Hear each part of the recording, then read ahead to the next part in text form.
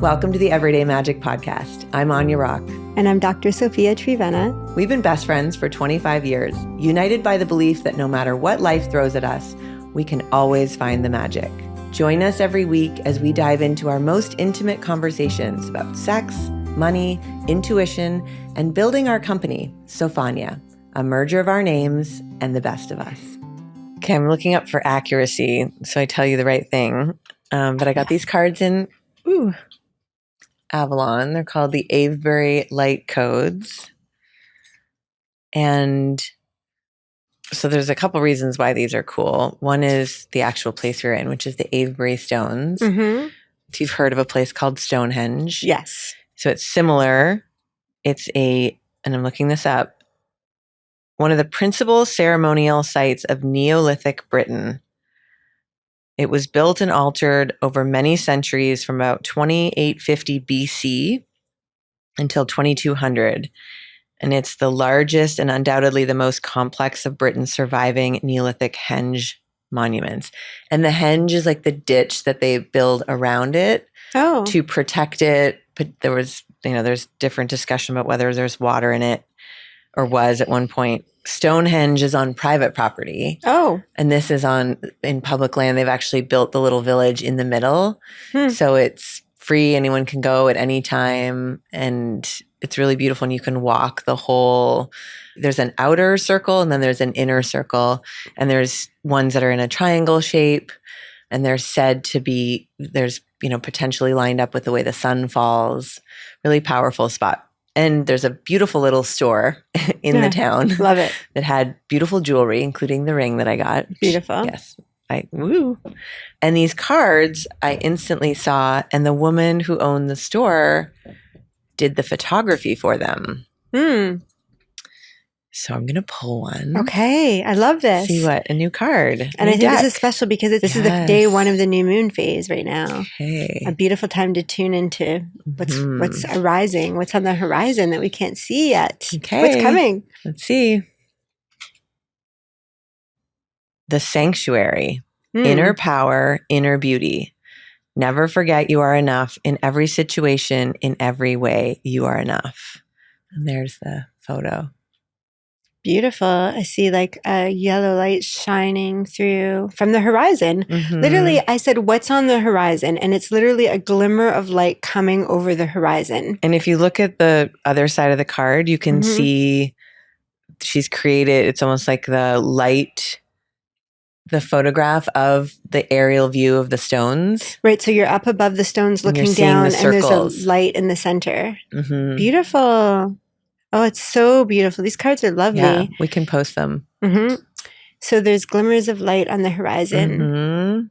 And can you read it again? Just like the sanctuary, inner power, inner beauty. And it's, to me, it's like almost like interestingly, not a dead branch, but a bare branch. And then there's blossoms at the top. Right. We were just talking in a previous episode about nature wants to nourish the root of a plant that is growing. And then we it's stop clinging to what isn't working anymore. Right. And we release. Right. Then we can find nature, which is abundant when there's plenty, can nourish what's going to grow. Right.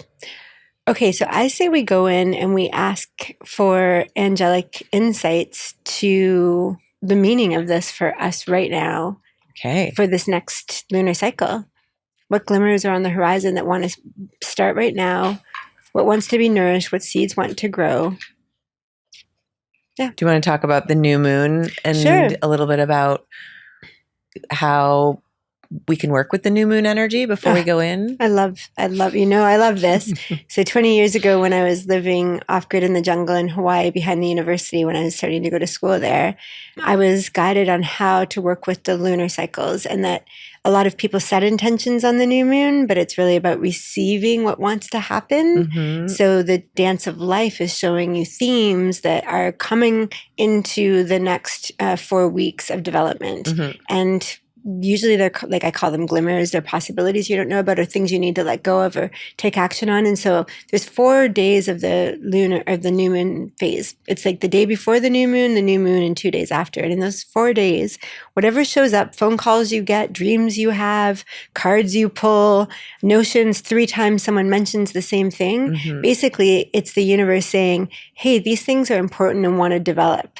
And you need to pay attention to them, because the more you are aware and in consciousness with them, the more you can accept the journey of their development. And every few days, the phases change and you get to go in another part of the journey and get another part of the development. So the new moon being the dark, the void, the open, rather than filling that with something that we want to fill the intention.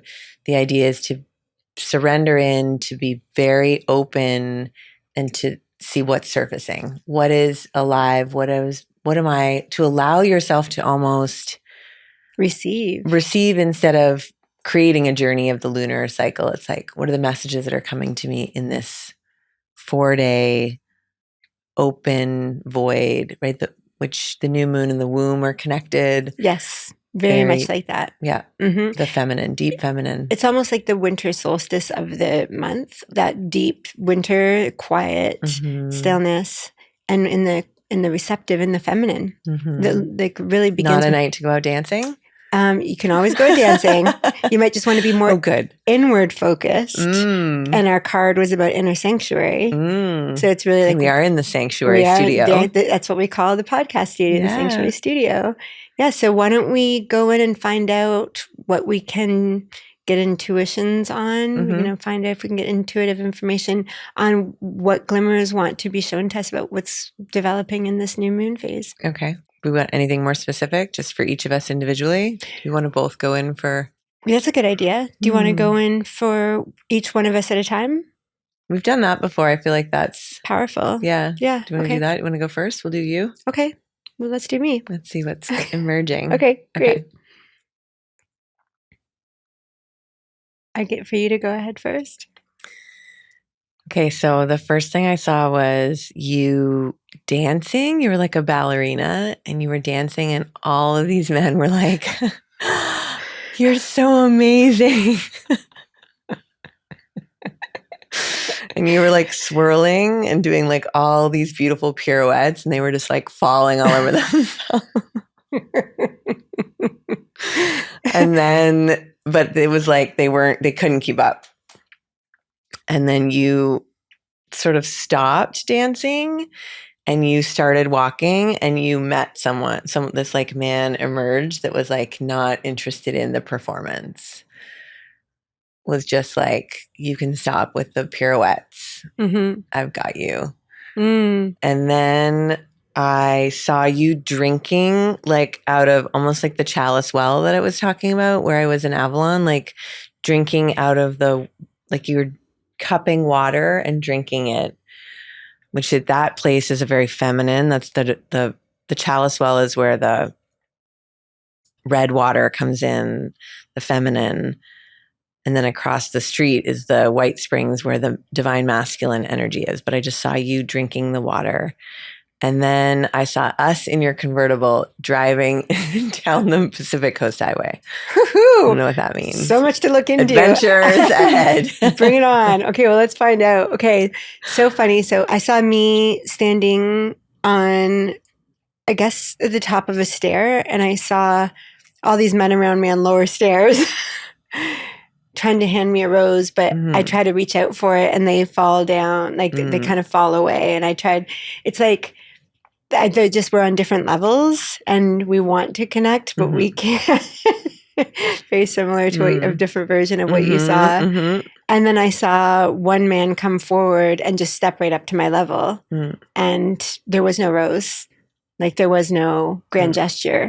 Like, again, it's not about not about optics, but like, it's not about the wow factor or the pedestaling or anything. It was just like on my level equals. And yeah, I saw that there are a number of men around me right now, and I saw them falling away for different reasons.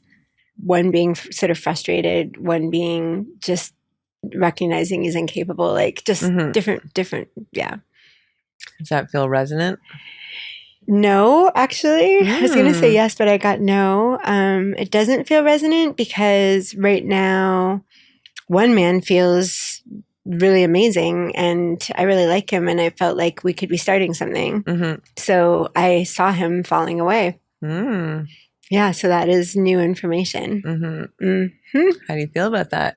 Well, much like when I saw the eating of any animal product falling away and that I would become vegan, which felt crazy at the time when I saw it, or manifesting $50,000 to do my next step in my, book promotions, it feels just like far off. It's a new moon thing. It's like just the first glimmer of it. So it feels hard to believe that this man will fall away that I really like right now and that someone else will take their place in this lunar cycle. Right. But that seems to be the message. Interesting. Should we ask any other question? I want to ask about the convertible and the road trip if there's anything more, but before we leave the men thing, should we ask if there's anything for me to know or do or anything? Sure. Okay, let's just ask if there's anything for me to know or do. Okay.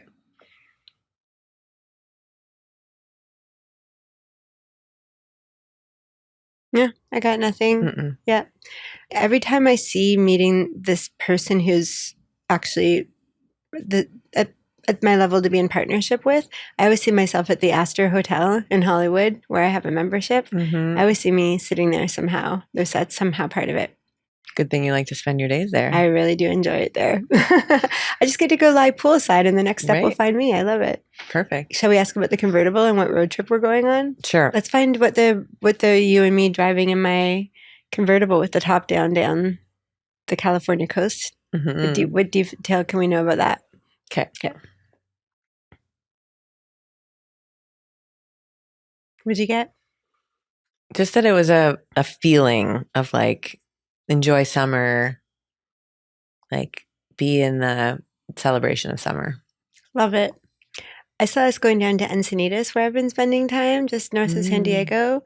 And I've discovered a bunch of wonderful things there. This really sacred tea ceremony, a really fun dance night on Friday nights, a really beautiful oceanside restaurant, a really beautiful sound bath place. So I just saw us going to all these new fave spots I found. Cool. Going on a little vacay together. Visit Tara. Yeah. And Christy, we have two dear goddess friends there. And the Lion's Gate.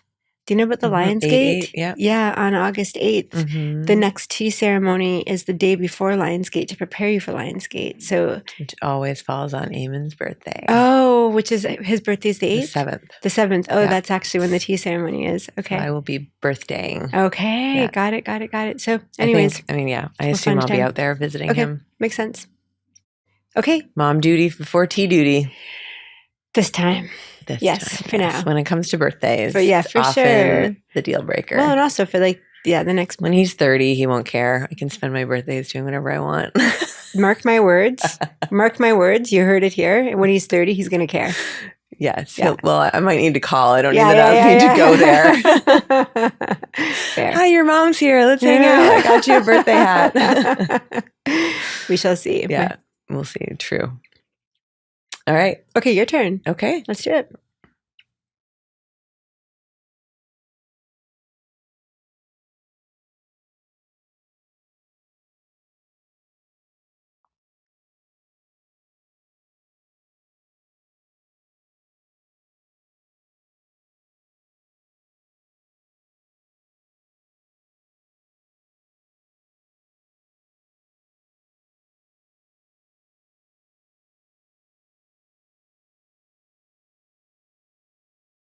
What did you see? It was like that. I was like, it has a surprise twist at the end. Ooh. Dying to know. Okay, so it was really beautiful. I wanted to stay in there forever. You're walking along a beautiful soft grass river, like beside a river. It's like a little winding river and a beautiful picturesque forest with like lots of sun, a big opening, and you're walking barefoot in the grass. It's just like this really babbling brook sort of, and you have a really sweet basket and you're picking up one flower at a time, slowly walking barefoot in the grass. It's just like everything is so slowed down and so tantalizing and just beautiful, and you're in reverence and communion with everything in a oneness. And then you lie down in the grass and you're like reveling on your back. You're just like, oh, like you're indulging in pure presence and connection with nature and your essence. And it's just such a oneness. It's so beautiful. And then all of a sudden someone comes and puts their hand down and you put up your hands and they pull you up and it's your current lover, Jay. I'm not saying his full name. And I was like, oh. And I just saw him like pick you up and just be like, come on. And you were like all of a sudden having a lot more fun with him and things going a little bit further, deeper or something. That's when I was like, whoa.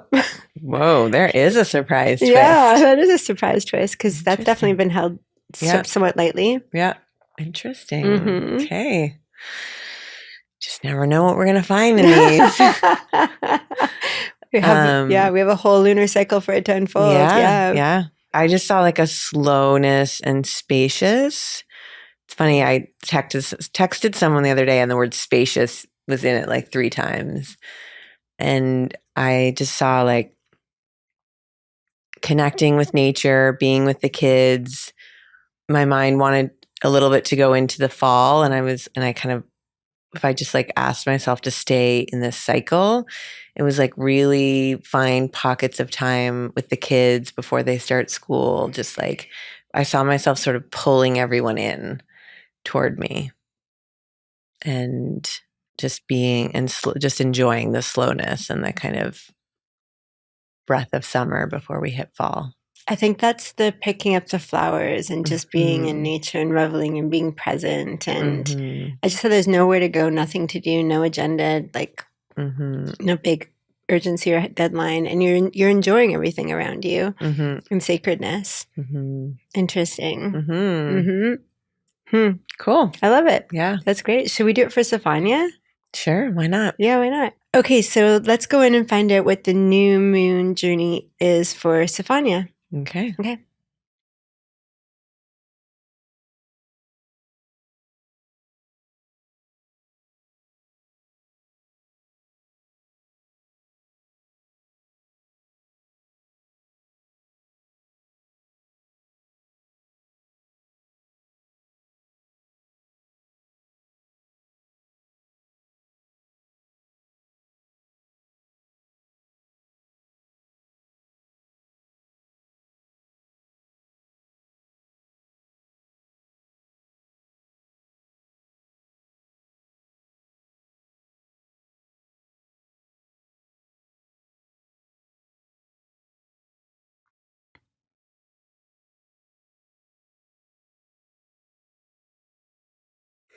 All right, you go first.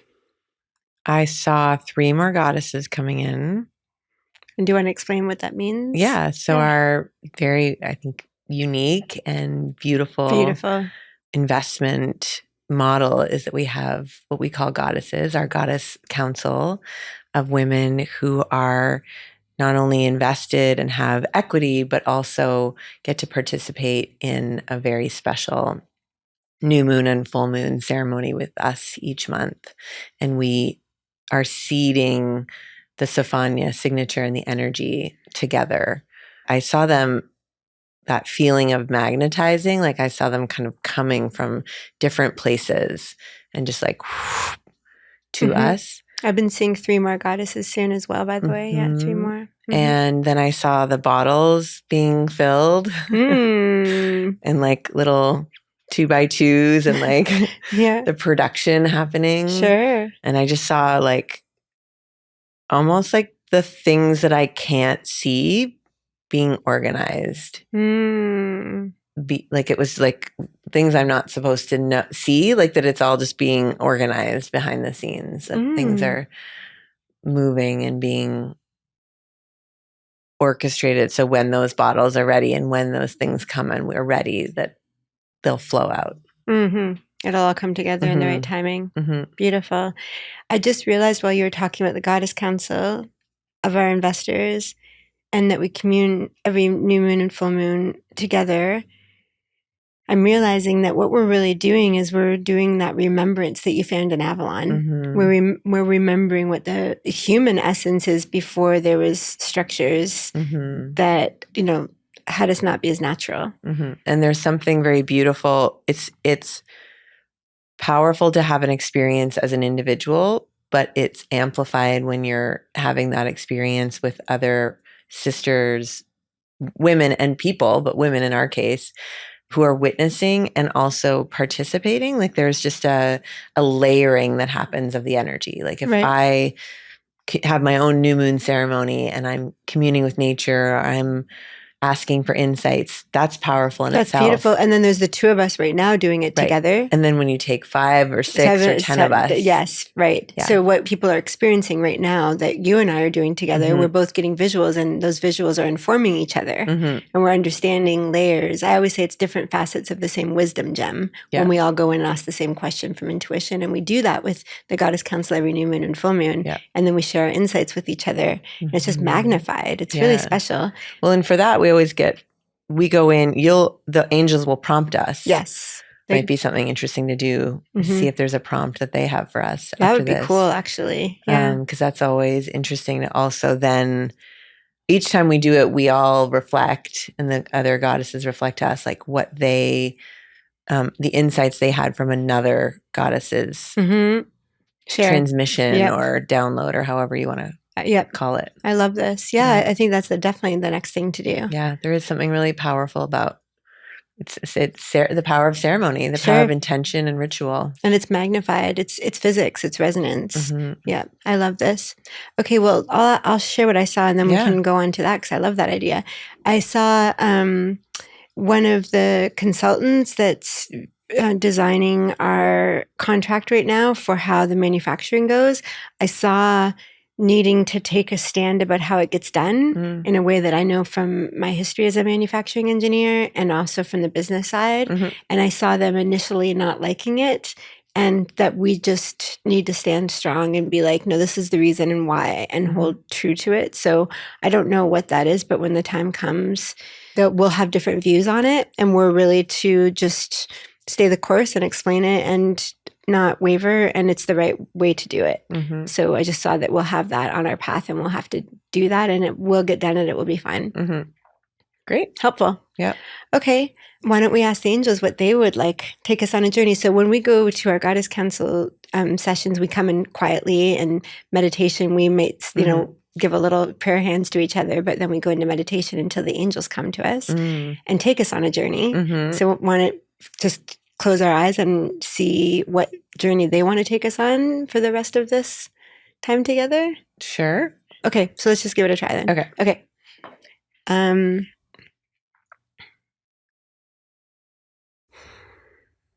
So they would both like us to feel into and ask, what is it time to put down? What dead root do we need to let go of? What surrender do we need to embrace in order to catapult to our next level? And this is for ourselves individually. You ask for you, I'll ask for me. Sound good? Okay, let's do it.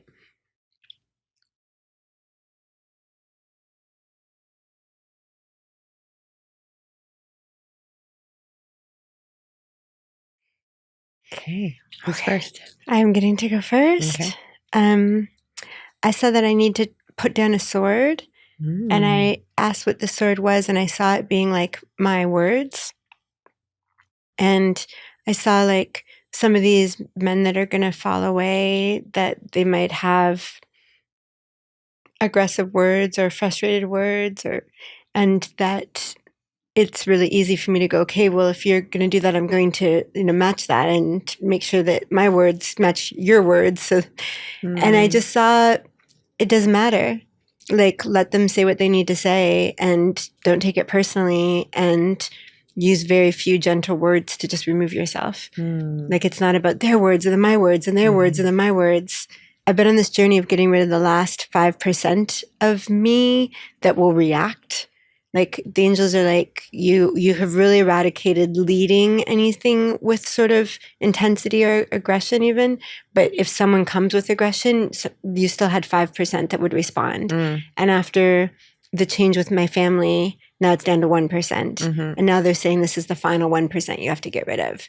Is that with these men, if they are upset or if they are not happy, can you let them be without needing to meet their words with your words and just say, like, I'm sorry, we disagree on this. How about you?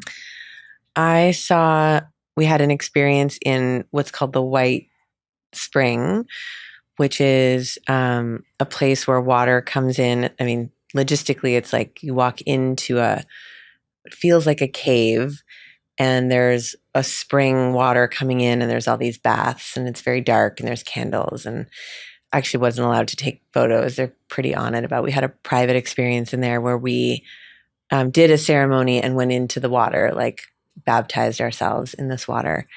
And when I was standing there, I remember looking down and seeing a really beautiful, like light with leaves, almost looked like a painting. And I was like, oh my gosh, that's so beautiful. And then I realized it was a reflection, and I looked up and I saw that it was an opening in the ceiling where leaves had grown and there was light coming through. And I just, in the moment, I was like, right, the reflection is beautiful, but go to source.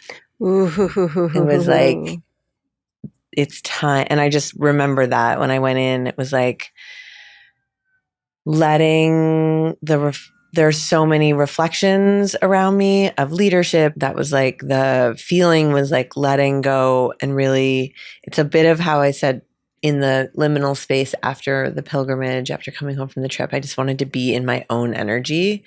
It was like marinating in my own energy, in my own creation, finishing this book, letting go of a lot of outside noise to just be in the potency of my own energy as I step into like this next thing, and to let go of trying to figure out how things are going to fall into place. Like just part of that is also just surrendering to, I'll know when I know. How does that feel? Good. Great. Yeah. Yeah. Well, I always get a like similar how you're like, I don't know, because it's a glimmer. Like it feels like new and foreign. Yeah. Like, how am I going to do that? The how and the what, it feels foreign. I'm like, but I like this man. Why is there another man coming? I like this person. Yeah. I mean, I like the idea of stillness and potency and trust. I think the hard thing is the letting go of like the mind wanting to figure out. Right. How am I going to fix this? What feels like a problem in my working the problem universe. Right. Hence my memoir is called Life Beyond What I Know. Right. Because you're moving around pieces you already know, rather than it's like you're still playing in the realm of the old paradigm, trying to create the new one from the old one. Right. Right. This is why I was like, that's such a profound statement of like, what am I holding on to in the old paradigm as I say, while trying to catch the new one. Yeah. I like that you said catch the new one. I think that's interesting. Catch the new wave. Catch the new wave. You just said it, right? Yeah. Okay, so I have a little secret. Okay. When you were in there in the meditation, getting downloads, you were still in there, so I went and asked for you while I was in there. Oh, goody. Yeah. I was like, oh, what more message can I give her? And this is what I saw. I saw you having a blue butterfly in your hands. And I designed my own oracle cards that I'll show you soon, and we can use them on here. Hopefully that'd be so fun, draw cards from the ones I designed. But there's one where a woman is holding a blue butterfly in her hands, and it's about trusting the transformation. And I saw you exactly like the card, which I thought was fascinating. And you took the blue butterfly and you released it, and it flew away, and it was small. And you turned back to your home, and I saw you in your kitchen, your beautiful home, and you were with the kids, and you were just really still, really sunk in with them, just being domestic, just doing, bliss. Like I call it domestic bliss when you're doing like the home thing and you're into it. And so like you're doing that, and I saw the butterfly. You're not looking at the butterfly. The butterfly is getting bigger and bigger and bigger, and it's getting huge. And all of a sudden it becomes a huge blue wave, and it comes back and whisks you up, and you go, woohoo, like you're screaming, laughing, and it scoops you up, and you're having the time of your life. And it's a huge wave that comes back, and you're like, amazing. But it's like you needed to ground in to rise up. You needed to go into that stillness, and it sorts itself out and comes back and grabs you. You don't have to build the wave. You release it so it can come back and carry you.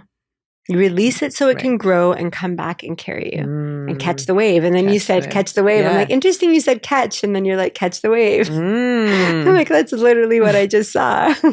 Beautiful. I love it. Yeah. I love it.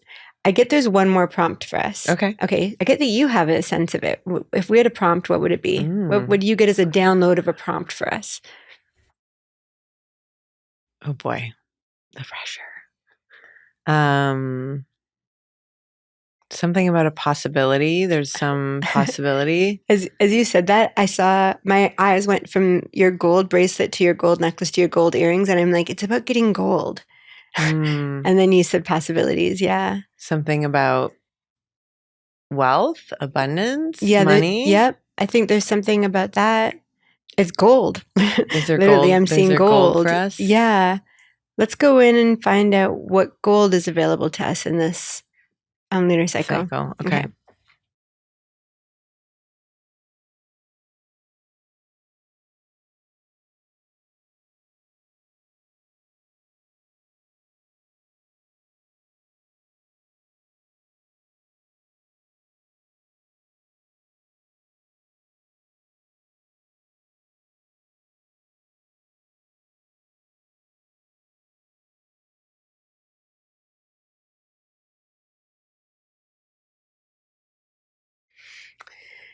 Boy,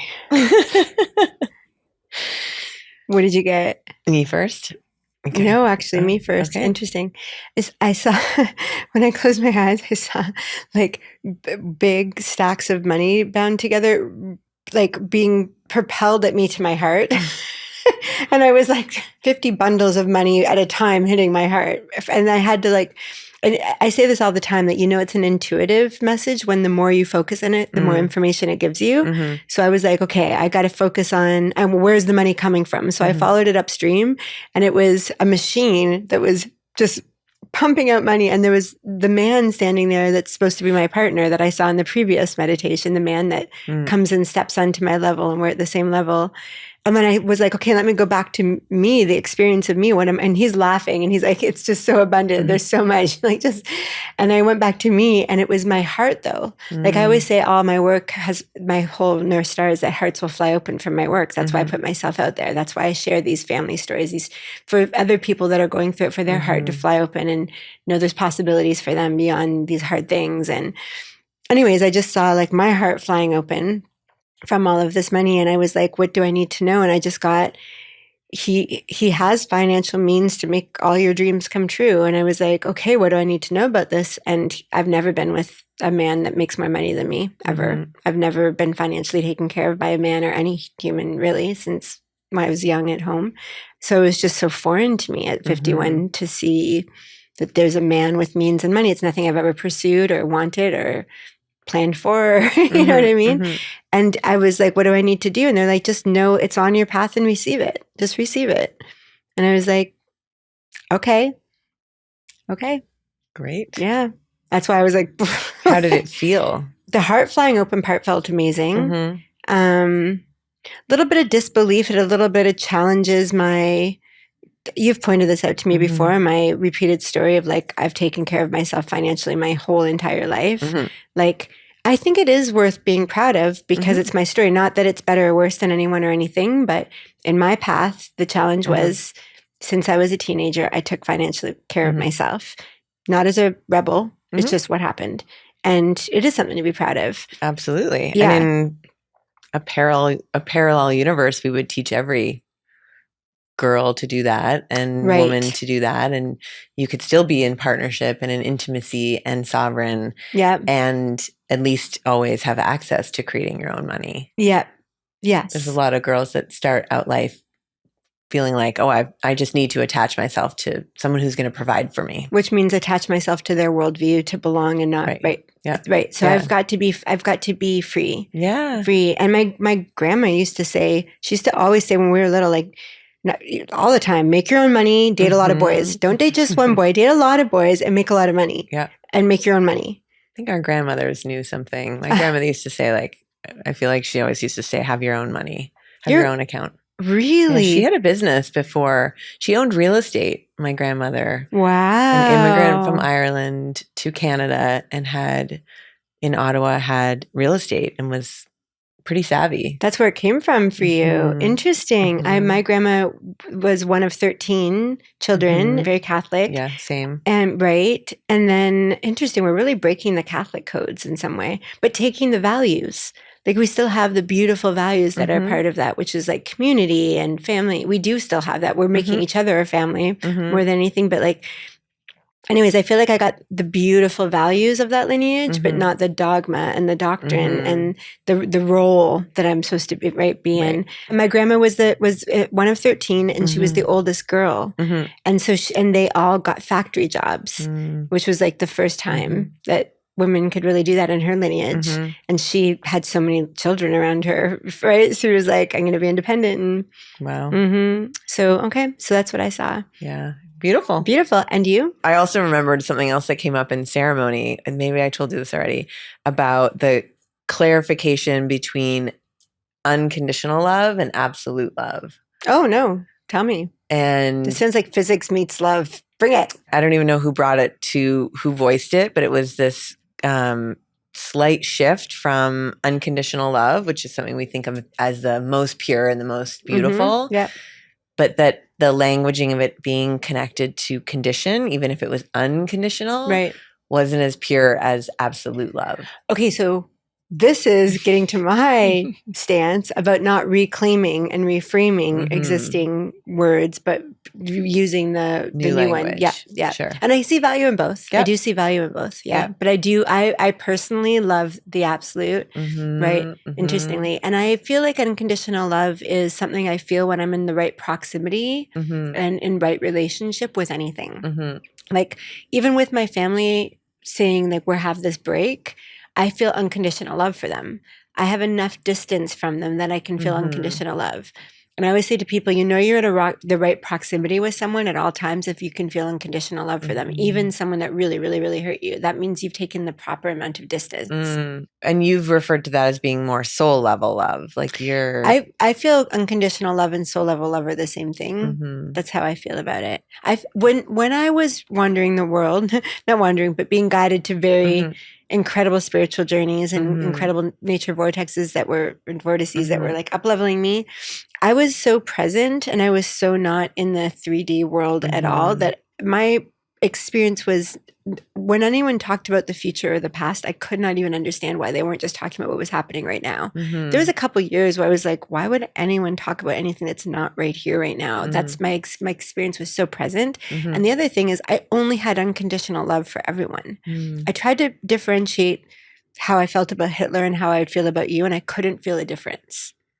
It's crazy, right? Like it's so extreme, but it was like that for a few years. Then when I moved here, slowly but surely, I started to have a differentiated love. And I started to love my dog, Leela, and I started to love you, and I felt different. And all of a sudden I was horrified Do you by remember Hitler. when I would say like, I miss you? And you're like, miss? Miss? I don't even like understand. An alien. You're like, Miss? What is miss? What is miss? Yeah.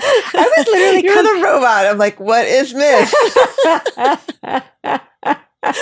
Why would I love you differently than like a terrorist? Yeah, I don't understand. Like, I was so, I don't know. I was living a different consciousness consistently for a few years. Which I don't think is, even when you talk about the 3D, I understand that languaging of 3D, 5D, or being in a. Let's slow that down and explain that a little bit. But I think I'm more familiar with it. And I think to me, it's like even just the logistics of being somewhere where you can be fully present. You're immersed in a sacred site. You're immersed in an experience, and you come back to the list of things you're supposed to accomplish, right? The very 3D being someone's looking to me to make dinner. Oh, that's me. Okay. Right. I didn't have to do that for 7 days. Okay, I didn't have to do it for 7 years. Yeah. Right. But just to sort of bring in the 3D is like what's really tangible and real and demanding in this world that we participate in, the ways that we earn money, that we live in our homes, and the 5D or the more when we can kind of extract ourselves from that and be in communion with nature, with spirit, in more presence. In more presence, be our eternal self, our eternal soul. We might not be as dialed into the to-do list. We can't always hold both at the same time. Sure. Is that right? Yeah, yes, definitely right. And it there's a whole bunch of I'm sure many people hold it in many ways, but a lot of people are using the language of 5D being the part where you're kind of timeless, spaceless presence. You kind of know you're eternal. You're more interested in spiritual matters. If you're a monk in a, for living 10 years in a monastery, you're probably living mostly in 5D. When you are making love and you forget what time and what, where you are and who you are, and you merge into one person, you become 5D together. Right. And 3D is like, I have to pull out the spreadsheet and get, pay and bills. we have to do both. Some people have to do, most people, yes. Let's say for our experience, I think it's helpful to have even just talked that out, because I think there is a lot of this languaging that it's helpful to clarify what we mean by it. What we mean by it, because you could listen to 2 other people and they use the same 5D, 3D language and it means something different. To me, 5D is when it's timeless, spaceless, and I'm way more from a soul perspective. Unconditional love is the only thing I can really feel. The present moment's the only thing that really feels real to me. And the 3D is when I can feel differentiated love. I feel a bigger range of emotions, many different types of love, that kind of thing.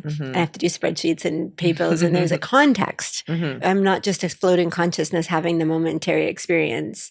There's a context I'm part of with expectations and repercussions of my choices. And okay, so cool. Okay, where were we going with that? Where were we going? Well, the last time I was remembering the thread, you were about to talk about what you saw. Oh yeah, what did I see? Jeez. Okay, so what the question had been, we had already asked, what do we need to put down? Gold. And and then it was what was the gold, and I saw myself being pelleted in the pummeled in the heart by money, by my future beloved, right, and liking it. It's good pain. Okay.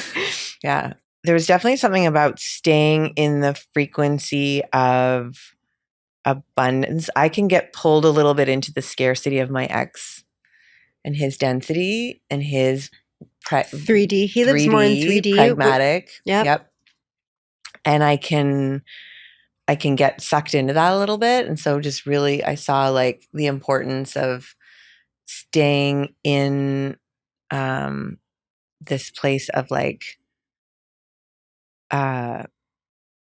it's all already happening, like the creation, the quantum field more than in physics it would be the quantum field versus the Newtonian field, right, where things are hard and tables, and the quantum field possibilities are potentials that haven't been actualized yet by intention, and like the reminder, like you have the tools and you have the you can surround yourself, and I have the meditations, I have the tools to stay in that place, and just the reminder, like keep filtering, keep doing that so that you're not sucked into that energy. There was something else. I don't know if I remember. I saw my house and like I've changed some of the art on the walls and I put like this horse art that I had. I put that up, and I just saw kind of creating the vessel for the gold to come into.